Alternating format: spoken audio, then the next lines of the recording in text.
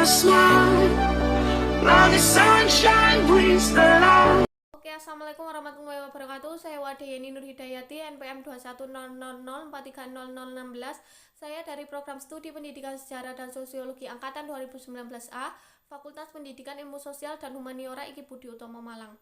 Di sini saya mengambil salah satu jurnal karangan Yadi Kusmayadi. Yadi Kusmayadi ini merupakan dosen program studi pendidikan sejarah FKIP Universitas Galuh Ciamis. Beliau menuliskan salah satu jurnal yang berjudul Politik Luar Negeri Republik Indonesia pada masa konfrontasi Indonesia dengan Malaysia tahun 1963 sampai 1966.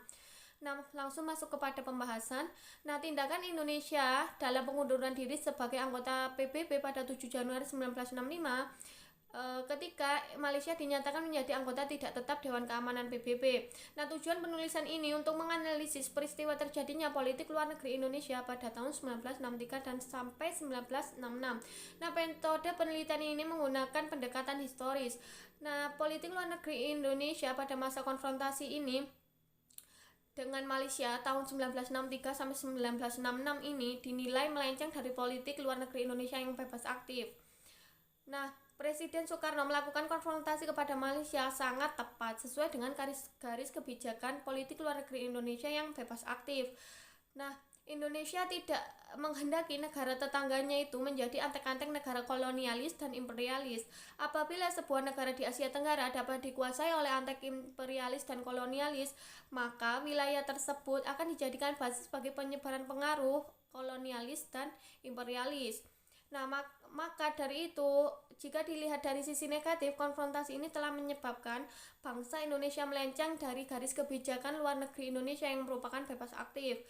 Nah, terbukti pada waktu itu Indonesia menyatakan keluar dari keanggotaan PBB, dan setelah itu ada kesan bahwa bangsa Indonesia ini dikucilkan dari pergaulan dunia. Selain itu, peristiwa konfrontasi Indonesia dengan Malaysia ini dimanfaatkan oleh PKI untuk kepentingannya, seperti mendekatkan negara Indonesia kepada negara-negara komunis seperti Uni Soviet, RRC, dan Korea Utara. Selanjutnya, sejarah telah menunjukkan bahwa Indonesia mampu membebaskan belenggu penjajahan. Proklamasi kemerdekaan Indonesia pada tanggal 17 Agustus 1945 oleh Soekarno dan Muhammad Hatta. Nah, merupakan puncak pejuang-pejuang bangsa Indonesia.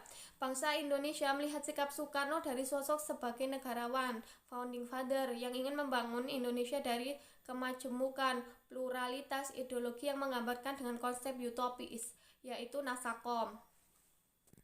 Ternyata konfrontasi ini melahirkan kebijakan baru. Yang pertama adalah lahirnya kebijakan Dwikora. Nah, pada tanggal 27 Juli 1964, Soekarno mengumumkan akan mengganyang Malaysia pada tanggal 16 Agustus 1964. Nah, pasukan dari resimen Askar Melayu di Raja harus berhadapan dengan 50 gerilyawan Indonesia. Filipina tidak turut serta dalam perang, namun mereka hanya memutuskan hubungan diplomatik dengan Malaysia. Federasi Malaysia resmi dibentuk pada tanggal 6 September 1963, kemudian Brunei kemudian menolak bergabung dengan Federasi Malaysia, dan Singapura pun keluar dari Federasi Malaysia di kemudian hari. Nah, setelah itu saya ingin membahas lebih lanjut tentang bagaimana politik luar negeri Indonesia pada masa konfrontasi Indonesia dengan Malaysia pada tahun 1963 sampai 1966. Beberapa kontroversi terus menyelimuti hubungan Indonesia dengan Malaysia sebelum zaman Orde Baru muncul. Tepatnya pada tahun 1963 sampai 1966, seperti diketahui pada era kepemimpinan Soekarno, politik ganyang Malaysia yang dikeluarkan untuk memberontak sekaligus menentang pembentukan Persemakmuran Inggris dan FM. FM itu adalah Federasi Malaysia. Malaysia dinilai menjadi kaki tangan imperialisme barat dikuasai oleh Inggris. Kemudian ide konfrontasi yang bersifat radikal terhadap kebijakan luar negeri Indonesia dikeluarkan oleh Presiden Soekarno. Nah, hubungan Indonesia-Malaysia pertama kali dikenal dengan konstelasi politik regional. Diawali dengan konfrontasi Indonesia-Malaysia, persamaan rumpun suku Melai, sejarah, letak geografis, dan persamaan bahasa tidak menjamin Indonesia dan Malaysia menjalin hubungan yang serius. Serta penyebarluasan imperialisme barat menurut Presiden Soekarno dapat memberikan pengaruh negatif nih bagi bangsa sekitar di Asia Tenggara. Nah, akhirnya dibentuk suatu persepsi dan hubungan yang kurang baik dengan Malaysia. Dilihat dari sisi positif, tindakan Presiden Soekarno melakukan konfrontasi terhadap Malaysia sangat tepat sesuai dengan garis kebijakan politik luar negeri Indonesia yang bebas aktif. Nah, Indonesia tidak menghendaki negara tetangganya ini menjadi antek-antek imperialis dan kolonialis barat. Nah, maka wilayah tersebut ketika kolonialis dan imperialis masuk ke dalam pemikiran masyarakat di Asia Tenggara, nah maka penyebaran pengaruh mereka dan bahkan penguasaan mereka atas bangsa-bangsa negara di sekitarnya itu terlalu cepat. Namun demikian, dilihat dari sisi negatifnya, konfrontasi ini telah menyebabkan bangsa Indonesia melenceng dari garis kebijakan politik luar negeri Indonesia yang bebas aktif. Bagaimana tidak, Indonesia sampai keluar dari Dewan PBB dan kemudian masuk lagi. Nah, setelah itu situasi kondisi bangsa Indonesia saat itu dimanfaatkan oleh PKI untuk kepentingan kemenangan golongan komunis di Indonesia. Pada tahun 1965, permulaan politik di dalam negeri semakin memburuk yang diikuti oleh dengan situasi sosial ekonomi yang semakin jelek. Politik konfrontatif terhadap Malaysia dianggap oleh pemerintah Indonesia dewasa itu sebagai proyek neokolonialisme, telah menyebabkan pemerintahan Presiden Soekarno semakin keras dan melancarkan politik yang anti-imperialisme dan anti-kolonialisme yang menyebabkan pula Indonesia pada saat itu memusuhi negara-negara barat nih. Nah, politik Presiden Soekarno ini telah membuat kecenderungan ikut bekerja dan dengan negara komunis, justru itulah yang diperhitungkan oleh PKI. Situasi luar negeri dalam hubungan politik konfrontasi Indonesia semakin genting dengan pada bulan Januari 1965 Malaysia melaporkan kepada PBB tentang adanya bukti-bukti infiltrasi gerilyawan. Nah, Indonesia ke wilayah Mabils. Situasi politik dalam negeri semakin memburuk setelah Presiden Soekarno semakin memperlihatkan politik membabi butanya dengan ide-ide dan semboyan-semboyan politik konfrontasi seperti berdiri di atas kaki sendiri, go to hell with your aids, atau Amerika yang lain-lain yang diikuti pula dengan tindakan keluarnya Indonesia dari PBB serta organisasi dunia lain pada bulan Januari 1965. Tindakan Presiden Soekarno ini mengakibatkan hilangnya dukungan dari luar negeri baik di bidang politik maupun ekonomi.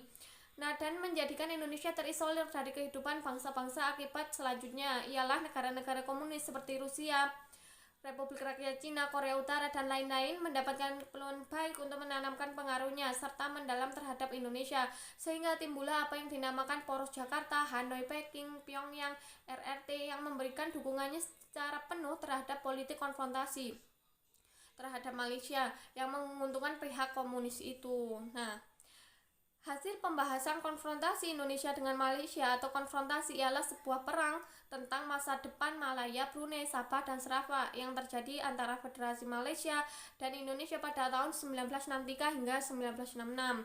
Nah, perang ini dimulai karena keinginan Federasi Malaysia atau FM, lebih dikenal dengan Persekutuan Tanah Melayu pada tahun 1961 nih. Nah, namun penggabungan Brunei, Sabah, dan Sarawak ke dalam Federasi Malaysia tidak sesuai dengan persetujuan Manila. Yang maka penggabungan FM tersebut ditentang oleh Presiden Soekarno. Pembentukan Federasi Malaysia yang sekarang dikenal sebagai Malaysia ialah boneka imperialisme Inggris yang kolonialisme dan imperialisme dengan gaya baru nih. Nah, tanggal 3 Mei 1964, rapat besar yang dilaksanakan di Senayan, Jakarta, Soekarno mengumumkan perintah Dwi Komando Rakyat atau Dwi Kora yang isinya petinggi ketahanan revolusi Indonesia dan membantu perjuangan rakyat Malaya, Singapura, Sarawak, dan Sabah untuk menghancurkan Federasi Malaysia nih. Nah, menjelang akhir tahun 1965, Jenderal Soeharto mulai memiliki kewenangan di bidang keamanan dan ketertiban setelah berlangsungnya G30 SPKI atau Gerakan 30 September oleh PKI.